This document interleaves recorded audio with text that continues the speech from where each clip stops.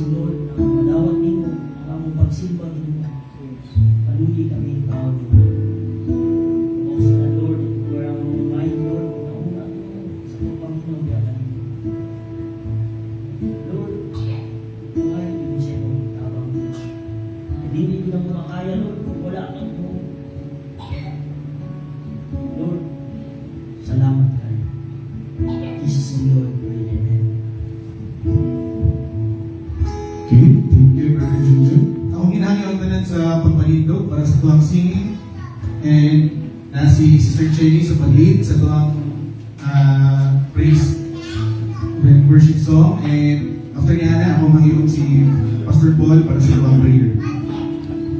May gabi sa kanan, pareho open sa ato ang mga GCs. Narito ato ang copy sa ato ang songs. And let's sing song Standing on the Promises.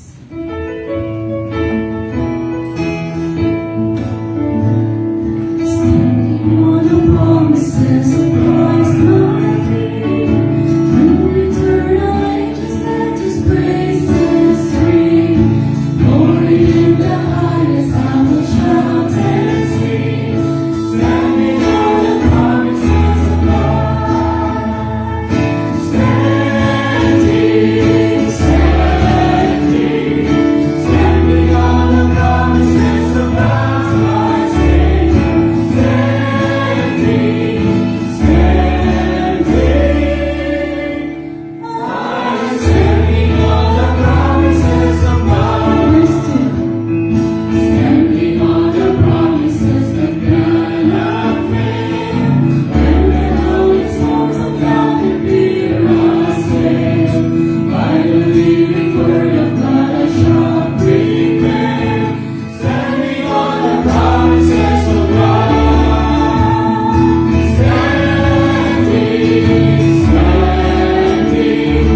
Standing on the promises of God, my Savior.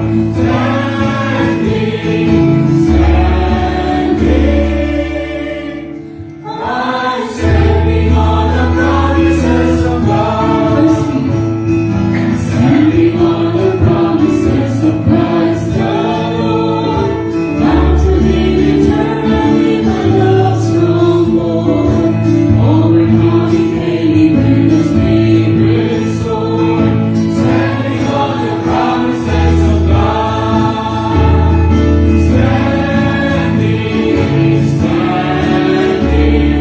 Standing on the promises of God, my Savior. Standing, I'm standing on the promises of God. For our next song, Jesus paid it all.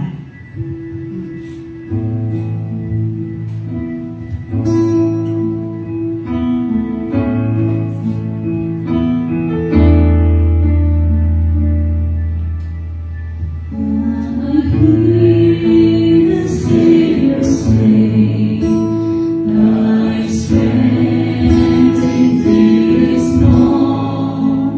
Child of weakness, watch and pray. Find in me thine only known. Jesus paid all to Him I owe. Sin hath left my crimson stain, be washed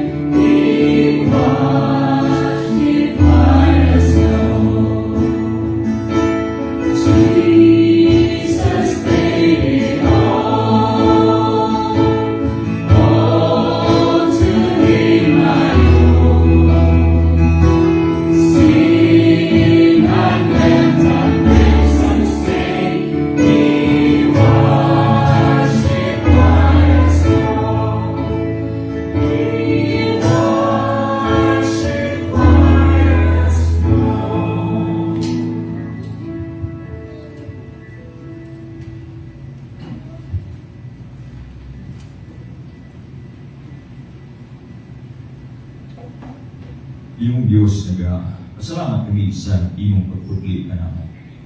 Salamat nga layo sa kapula sa among mga sala. Imo putli, pinagis pagkamatarong ni Kristo Jesus ng itong anak. O pinagis sa iyang kinabuhi, nahimo sab kami nga matarong anak sa imong atubangan. Salamat nga pinaagi ni ini, pinaagi sa imong pagtawag kanamo gikan sa kahayag. Imo sab kami gitawag nga tuo Dios sa katuyuan nga kami masusama sa imahe ni Kristo Jesus. Nga kami o Dios masumbalik sa imong disenyo gayud sa kung unsay angay namong pagahimuon samtang anaa kami niini nga kalibutan. And Lord, sa among pagpadayon nga pag-ilangan kanimo, pagpadayon namo nga pagtubo, ako mga pagampo o paghangiyo nga ikaw gayud padayon magagiya, magauban kanamo, ablihi kanunay ang among salabutan, ang among kasing-kasing, ikaw o Dios magatugot ang among kalag dili mahimong magpabungol-bungol sa imong mga pagtulunan, sa imong mga pagbadlong, sa imong mga pagtudlo ilabi na o Dios sa mga butang nga nagikan gayud sa imong pulong. Ako mga pagampo nga sa among pagpadayon ni ining among ginahimo karon, ikaw unta mo imahimaya ni ini, ikaw mo ay mapasidunggan ug ang akong mga paghangyo o Dios nga ang mga pagtulunan nga madungog namo karon dili kani makawang kun dili kini adunay kahimuan sa among pagkinabuhi isip nga Kristohanon. Dalaygon ka sa walay katapusan kini ako mga pagampo paghangyo nga lamang kanimo pinaagis pangalan ni Jesus nga among mangluluwas. Amen ug amen. Magapahiluna ang matag usa. And sama sa kuang ingon kaninyo karon sugod kita sa lahi nga sermon series, reason being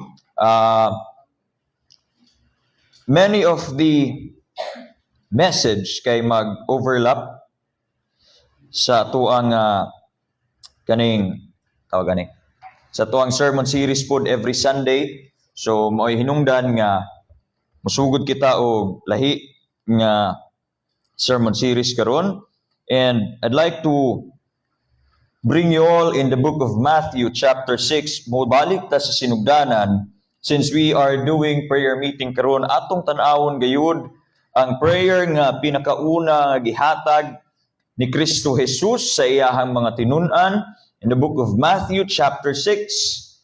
And this is known by dili siguro all but majority sa Kristohanon as the Lord's Prayer.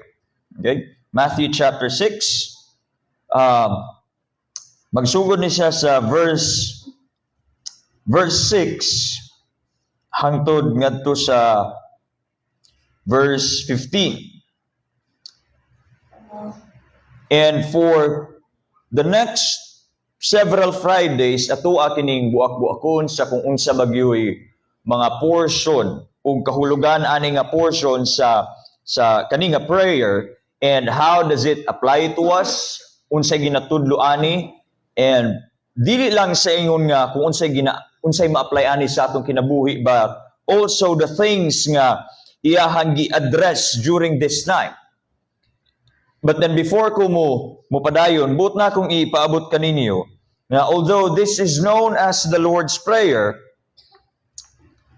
bago-bago lang ni siya nga gitawag as Lord's Prayer. Okay? Back in 2nd and 3rd century, early Christians pa, early church, it wasn't called the Lord's Prayer. Ang tawag lang ani is prayer or simply the gospel prayer. It wasn't really called as the Lord's Prayer back then. And during that time, although it wasn't called as Lord's Prayer, ang mga believers, they were instructed by the church leaders nga kani nga mga pag-ampo, iga-ampo katulo sa isa ka adlaw. Okay? And then, several years after, we have Augustine. Si Augustine, isa sa pinakailado nga church leaders during 300 nga to sa 400 AD. And then, siya ang nag-popularized sa title nga Lord's Prayer. It was used in his sermons, sa iyahang writings, and during that time, nagalambo na po ang Western Christianity. So, nagsugod na nga nahimong ilado ang title nga Lord's Prayer in Matthew chapter 6. And then, during sa Middle Ages, during sa katong rise na gyud sa Roman Catholicism, sa ilahang Catholic liturgy, sa ilahang mga sermon, sa ilahang mga homily, o sa ilahang katong reading, ang kaning nga prayer sa Matthew chapter 6, it wasn't called Lord's Prayer. It was, ang term nila sa Latin was Pater Noster, which is simply ang translation, Our Father. So pag moingon na sila, okay, let's read or let's pray or let's recite Pater Noster, automatically, mao na ni, Our Father ang ilahang ginamig. Pero ang mutawag lang sa Pater Noster nga terminology kay katong mga pari or si bisag kinsa nga mubasa sa salmista o sa pulong during sa ilahang reading. Pero during ay kaning sa congregation, they didn't call it as Pater Noster, they called it as Lord's Prayer. Okay? Ang formal niya nga tawag sa Catholic liturgy, Pater Noster, but then sa congregation, they called it as the Lord's Prayer. And then sa first nga complete English translation sa Bible, which is katong translation ni Wycliffe, dili gihapon siya, wala siya gigamit ang Lord's Prayer, pero pag abot dito sa Geneva Bible in 1560, ang ilahang title kay nay heading din ha. Kung makita niyo uba mga Bible di ba nay mga heading. Sa Geneva Bible siya maoy first nga English translation nga nagbutang yun og heading nga Lord's Prayer. And then later on we have the King James version, wala nila gibutang sa heading ang Lord's Prayer, but then sa ilahang notes, sa ilahang summary gibutang nila dito nga Matthew chapter 6 is talking about the Lord's Prayer. Now, why is it called the Lord's Prayer? Because si Kristo ang nag-instruct ani. Pero I would argue nga this prayer shouldn't be called as Lord's Prayer because dili man ni ang mga pag-ampo gyud ni Kristo. Kani nga mga pag-ampo iahalamang kining gihatag as a model para sa mga disipulo nga maoy moampo ani. Ngano moingon man ko nga dili si Kristo ang moampo ani. Unsa may ingon day ani nga prayer, Our Father in heaven, hallowed be thy name, your kingdom come, your will be done on earth as it is in heaven. Give us this day our daily bread. Unsay sunod? Unsay sunod? And forgive us our sins. Now, if this is going to be called as Lord's Prayer, dili pwede nga si Kristo mangayog pasahilo kay unang-una wa man siya nakasala, di ba? So this is not a prayer of the Lord. Pero this is a model prayer nga gihatag sa Dios. This is a model prayer nga gihatag ni Kristo para sa iyang mga tinun-an nga nangutana Ginoo, pagtutudlo, kung saan man namo pag-ampo. Okay? So nihana siya, ingani ninyo. Ingani ang inyuhang sundon. Wapo di ingon si Kristo nga, kanigod nga mga pulong ang inyuhang igabungat kung inyuhan ang iampo. This is simply a structure sa kung unsay mga butang nga angay natong iampo. Okay? This is a simple structure nga iyahang gihatag kay para makabalo kita unsa ang mga butang nga tuang igabungat sa panahon nga kita modangop sa Dios. But then before going deeper sa Lord's Prayer or sa model prayer, okay? Sa prayer, kanina lang, sa prayer in chapter 6 of Matthew, kinahanglan nga masabtan usab nato ang konteksto sa maong nga storya, sa maong nga bersikulo. Remember chapter 6 of Matthew, this is in between Matthew 5 to 7, which is, unsa na siya? Unsa na siya? It's the Sermon on the Mount. This is the time nga si Kristo adto sa bukid, daghang mga tao nagsunod, dito siya nagsangyaw, taas-taas po nga mga pagwali. Okay? And then, ang iyang main audience during that time is not just the 12 disciples, but also the disciples nga nagasunod na gyud sa iya. Okay, mo ang main audience ni Kristo. But aside from them, if you will read the first portion sa chapter 5, you will see there, even in chapter 4, you will see there nga mga tao nga nagsunod-sunod dito, oftentimes called as multitudes. Okay? The multitudes, kung bahin-bahinon mo na sila, ang mga tao nga nagsunod po dito kang Kristo kay katong mga pamilya sa naay mga sakit, pamilya sa mga gipangsaniban, pamilya sa mga gipangyawaan, pamilya sa naay dagko kayo mga gipangbitbit nga kabilingyan sa kinabuhi. Okay? So nagsaksak sinagol na ang audience ni Kristo dinhi sa Matthew chapter 5 to 7. And majority of them are ordinary Jews. Okay? Ordinary Jews. Kung sa may pasabot ni mo ana, Pastor, what I mean by that is kani nga mga tao kantuning mga farmers, mga fishers of men, mga fishermen, mga blacksmith, kay mga businessmen, katong ordinary Jews during this time. And if you will read Matthew chapter 5 to 7, walay gi-mention dito nga naay Pharisee sa audience. Okay?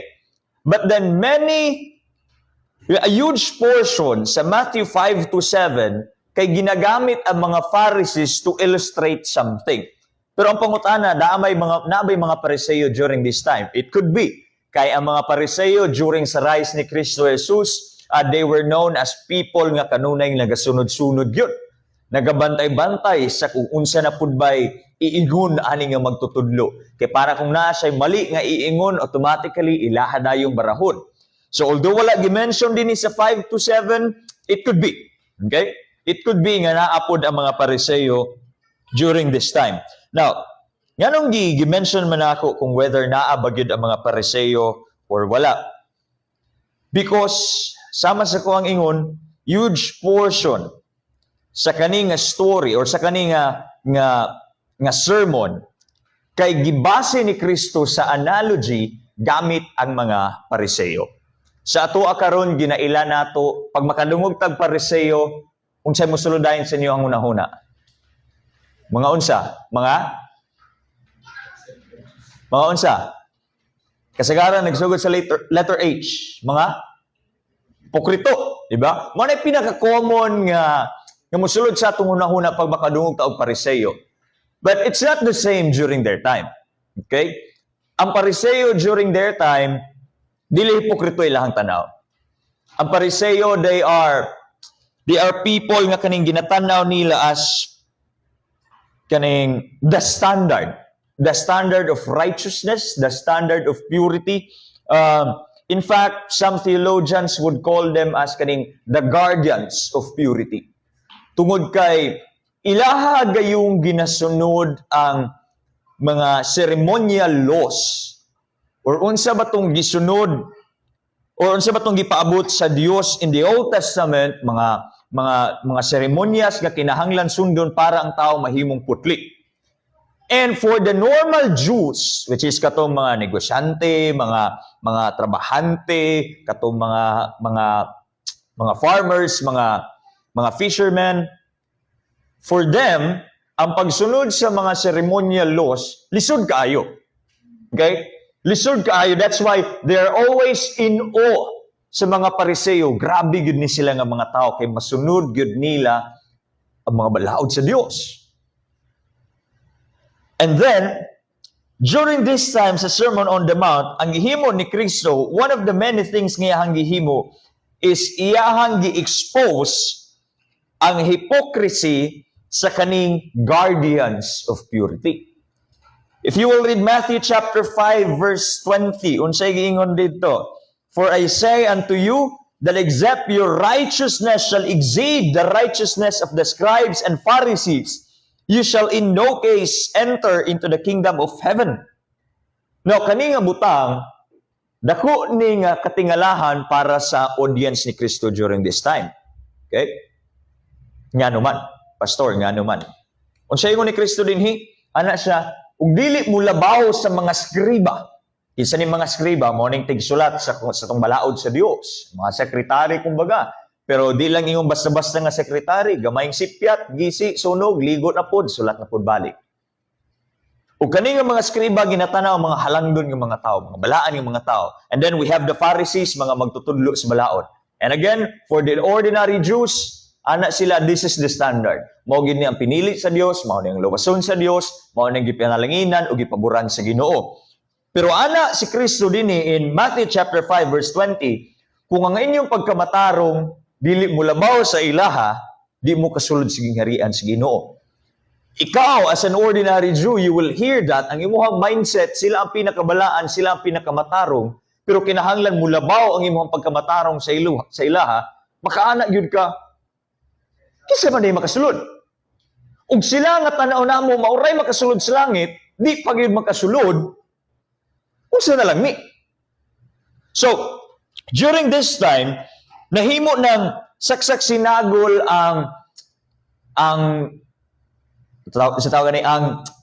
reaction sa audience kay nganuman unang-una sama sa kuwang ingon. Ang mga Pariseo mao nay pinakalabaw sa ilaha, pero ano si Kristo dapat mas labaw pag yun. So isa sa mga reaction would be, so kinsa na lang di ay makasulod. Di ay makasulod ani, hindi magay sila kasulod, unsaon na lang ni. And some of the reactions would be, so basig pwede pa di ay ko kay basig na ay lahi nga standard. And some of the reactions would be, unsa magid ay? Unsa magid ay tinuod ani? Na ay lahi-lahi nga mga reaction during this time. Pero take note, in Matthew chapter 5 verse 20, wala gidegrade ni Kristo ang standard. Sa kung kinsay makasulod sa langit, wala niya gidegrade. I remember seeing so many things sa social media saying, God loves the gays, the kaning mga tao, kaning basta lahi-lahi ng mga tao. And the main idea is God can accept them as they are. Okay? Matthew chapter 5 verse 20 clearly says he don't. He does not. Because righteousness must exceed. Kinahanglan mulabaw pa. Subot pa subot, ang pagkamakasisala nato nga tao, dili ta pwede makaingon nga, dawaton ra ko sa Ginoo ani. Makasabot ra ang Ginoo ani. Dili. Si Kristo iyahapang gi-elevate ang standard. Tanawa ha, wala siya ni compromise kay para madawat lang dito mga tao, iyahang gi-elevate kani nga standard iniha. But then that's the problem. Why makasulod kung kani nga standard ang gamit according kag Kristo? Pero sama sa ko ang ingon, maotoy isa sa mga gipunteriya ni Kristo. Okay? Nga ang mga Hudeo, ang mga Pariseo, they are so hypocritical sa ilahang gipaghimo. They are so good with the external purity, but then internally, they were not transformed. Okay? Ang ginapaabot lamang ni Kristo dinhi is the importance of internal transformation and not just external conformity. Kay mao man to'y ginahimo sa mga Pariseo, maayo sa gawas, dautan sa sulod. Nganong nakaingon man ko ana, isgutan nato na later. And then, boto akong iyon, na hipokrisya mga Hudeo, daghan nga mga butang, pero isa sa mga butang nga pinaka-hipokrito ang mga Hudeo is when it comes to prayer. That's why naabot ta sa Matthew chapter 6. But then again, sama sa kong iyon, before nato na-explain ang Matthew chapter 6, karon nga Friday, tanawon sa nato ang konteksto gid ani. Okay? Now, Pastor, ganun nakaingon maka nga very hypocritical ang mga Hudeo when it comes to prayer. Actually, it is mentioned naman in chapter 6, verse 1, take heed that you do not your alms before men to be seen of them. Otherwise, you have no reward of your Father which is in heaven. Unsa ning alms? Limos. Okay? Isa sa mga ginahatag sa mga Hudeo, isa sa mga mandato sa ilaha is to give alms. Okay? Paghatag sa limos, tabang sa mga kabus. Ang problema aning mga Hudeo, mga Pariseo, ang ilang mga kwarta sa ano, wala sila papel. Puro pilak, ginto, tanso, coins. So whenever nga muhatag gani ka, mabalaan yun sa tao. Ang ilang ginahimo, pasinsilyo na sila sa pinagagamay nga sinsilyo, padaghanay yun. Ayha sila muhatag, itagaktak sa nila ng tamang tak, tak, tak, tak, tak, tak, tak, tak. Damo nga mas nagagtingog, kaingon sila, yawa, ginanin niyo, dagaan na, nigatag, uy. Remember niyo katong balo nga babae, nga duha lang yun ka silver coin niya ang gihatag? That was his all. Pero before ato, naghatag to og 10% ang mga Pariseo, patagaktak pa na, tak, tak, tak, tak, tak, tak. Kaya para, madungog yun sa tao, the more nga tagaktak, makaingon yun sila, the more nga mas dato. The more nga mas ginapanalanginan sa Ginoo. Now, that's very hypocritical para sa mga Pariseo. And then unsa pag yun? Therefore, when thou dost thine alms, do not sound a trumpet before thee, as the hypocrites do in the synagogues and in the streets, that they must have glory of men. Verily I say to you, they have the reward. Naapag yun. Maliban sa ipatagak-tak nila, ay sila muhatag, especially sa public place, naapag yung announcement. Oh, mga higala, naadri sa kakabos, yung kinahanglan og tabang. Na ako karon dinhi kay para ipakita sa inyo ang akong pagtabang aning usa ka tampulano. I-announce pas public nga ikaw mo tabang, nga ikaw mo paabot sa imong hinabang ngadto sa tabangunan. Ana si Kristo, hipokrito. Unsa pag yun? But then thou alms, let neither thy left hand know what thy right hand doeth. Ay balo. Then thine alms may be in secret, and thy Father which seeth in secret himself shall reward thee openly. Dara, verse 5. And when thou prayest, thou shalt not be as the hypocrites are. Ano man sila ang ginahimo di ay. For they love to pray, standing in the synagogues and in the corners of the streets, that they may be seen of men. Verily I say unto you, they have their reward. But thou, when thou prayest, enter into thy closet, and when thou hast shut the door, pray to thy Father which is in secret, and thy Father which seeth in secret shall reward thee openly. Ang say ginahimo sa mga Pariseo, adto na sila sa public parks, sa mga public gatherings, o sa sinagoga kung asa daghang tao nagtapok sa gawas, sa pinakataas nga elevation din mutindog sila, dito magampo-ampo. Ginoo. Anywhere nga pinakanay exposure, dito sila. Kaya para makit-an yun sa mga tao, ako yawa, gidana ni Kuan, uy! Grabe mo ampo, taas pagid kayo, nindot pagid kay tingog, nindot kay mga words nga gipanggamit. Yawa, gidana niya, eh. And then for Christ, ana siya, that's hypocritical. Mao nang naabot sa to ang Lord's Prayer, which is explain nato next week unsa magay kahulugan ani nganong unsay kalabutan ani. But then before ta naabot din sa New Testament, ingnon ta mo, expert na daan ning mga Pariseo even sa Old Testament pa sa ilang hypocritical nga mga pagampo. Unsa may pasabot nimo, pastor? Open your Bible in the book of Isaiah. Isaiah chapter 1 verse 15 is pinakauna nga mga pagbadlong ni. Sige kung din Isaiah chapter 1 verse 15, when you spread forth your hands, I will hide mine eyes from you. Yea, when you make many prayers, I will not hear. Your hands are full of blood.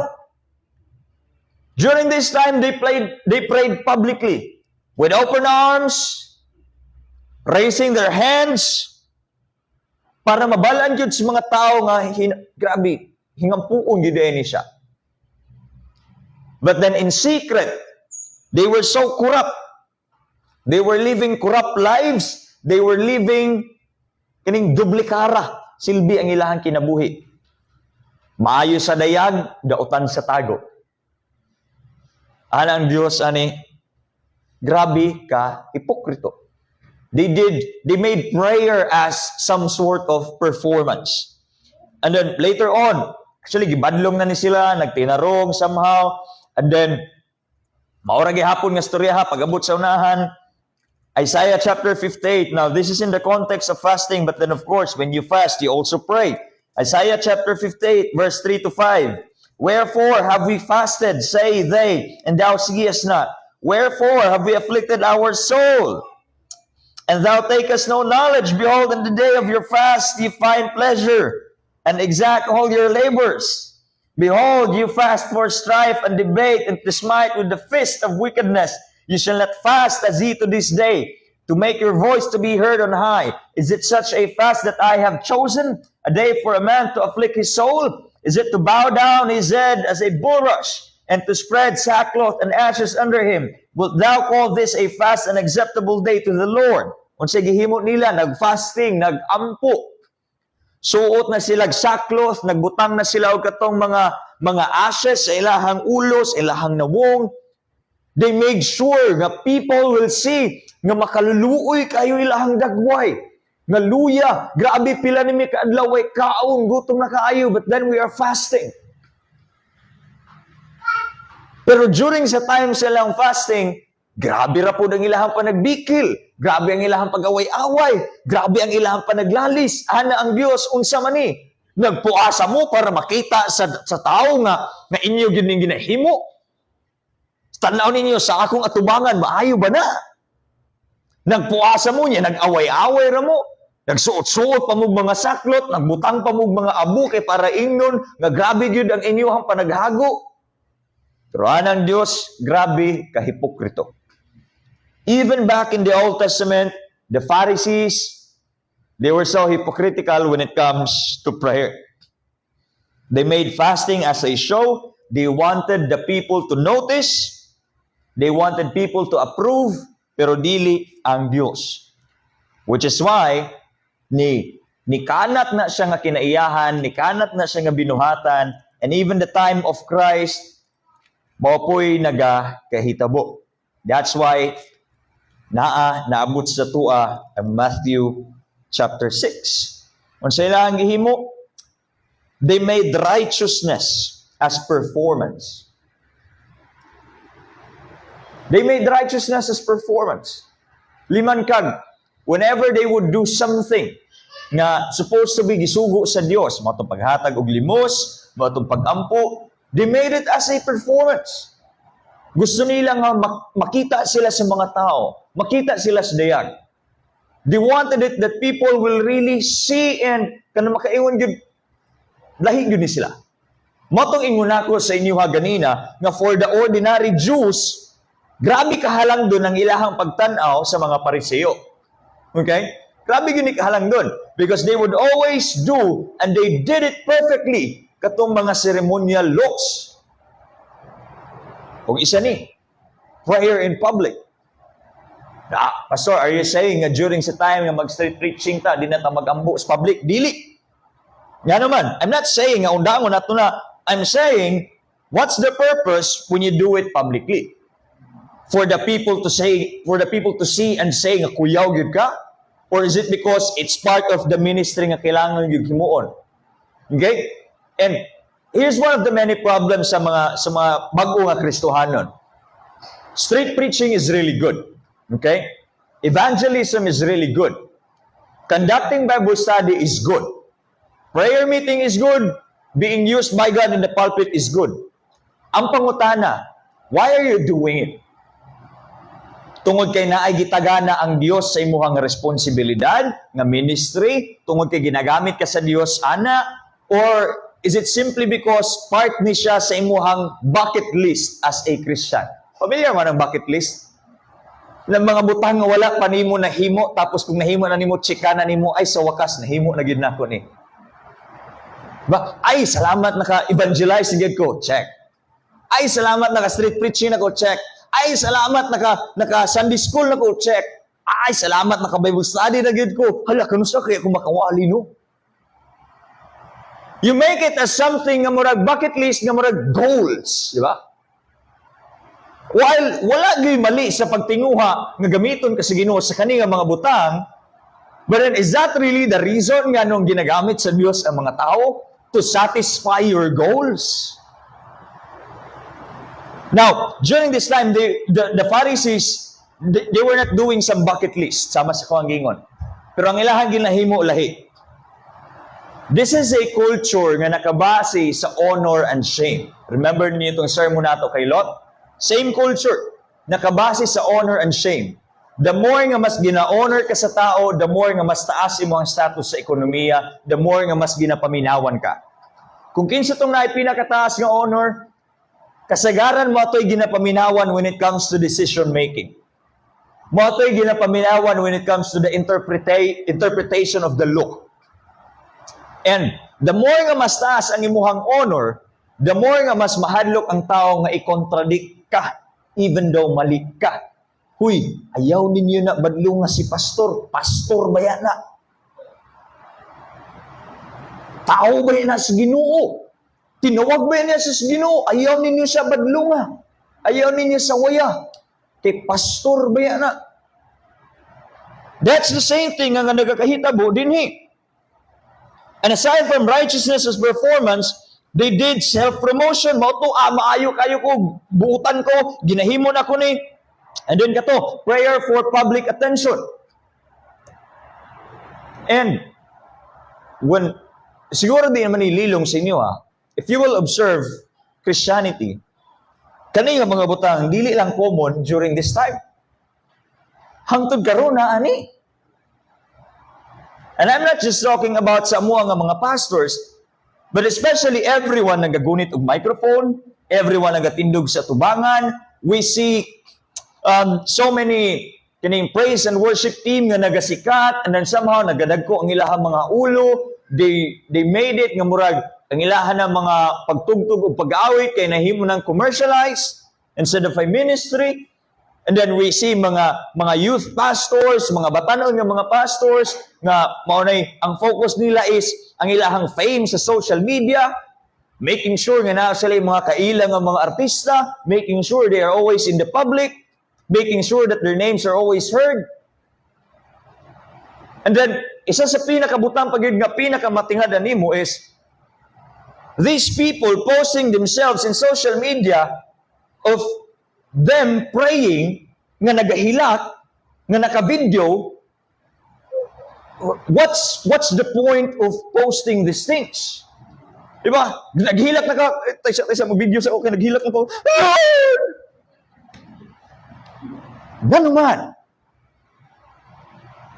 And then whenever people would see that, tananin mo sa comment section, grabe yun ang dedication ni pastor, grabe yun ang heart ni pastora, grabe yun, kuan. Tapos pag naay mo badlong, daganday mo kan, huy, ayaw ninyo na ko ana kay iya ba na sa Ginoo, ikaw kumusta man imo ang kinabuhi, daghan na dayon ang mga pagsaway.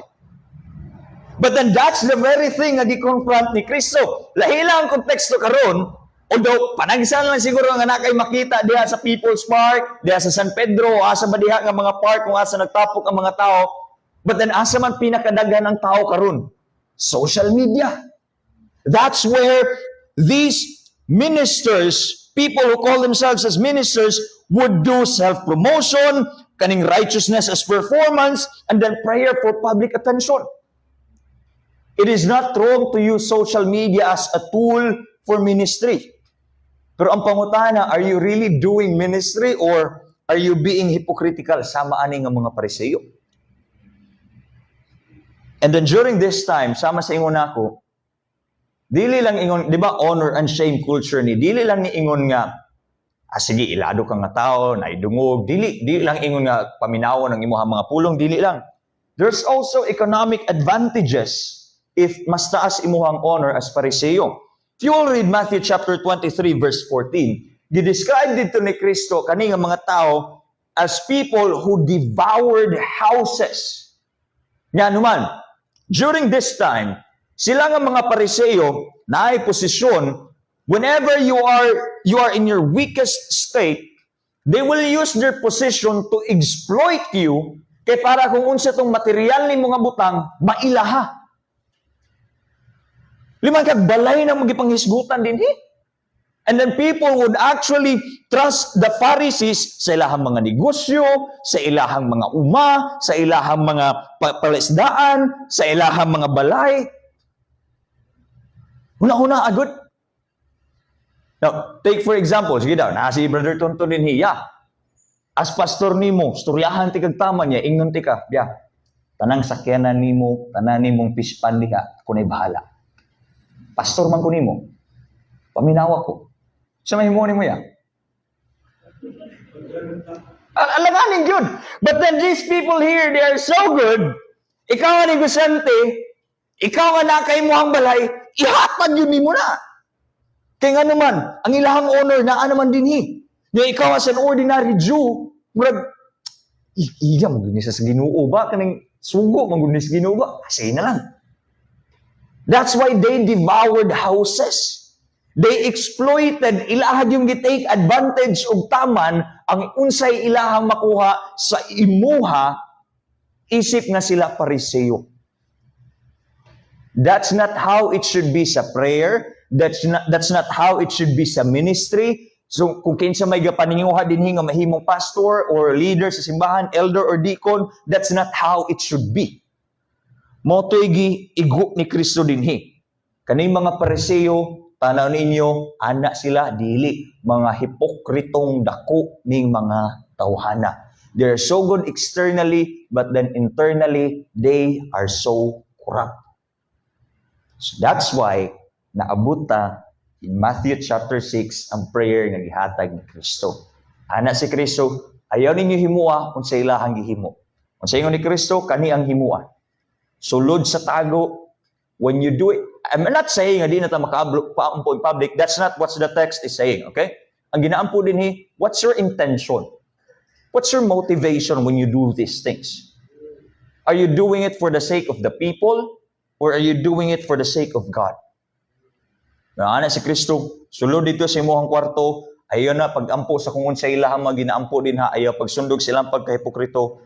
Ana si Kristo, pray it this way. Our Father in heaven, hallowed be thy name, the kingdom come, thy will be done, on earth as it is in heaven, unto sa nabot sa unahan. And there are meaning sa kato nga mga phrases dito which we will discuss next Friday. But then in understanding Lord's Prayer, at least kabalo na ta sa context, sa passage, kabalo na ta nga nung gihatag to ni Kristo. So next Friday, atuang tanawon, unsa may kahulugan sa iyang pag-ingon sa first 2 lines din ha nga prayer.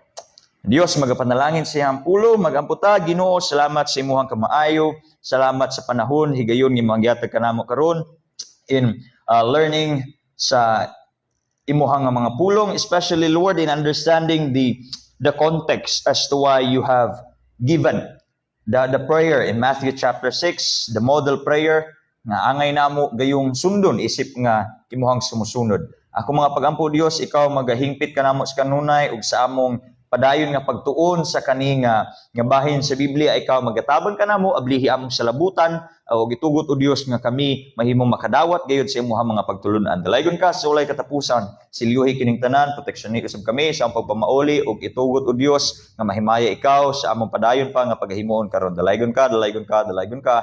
Ina pag-ampo sa pangalan ni Jesus. Amen ug amen.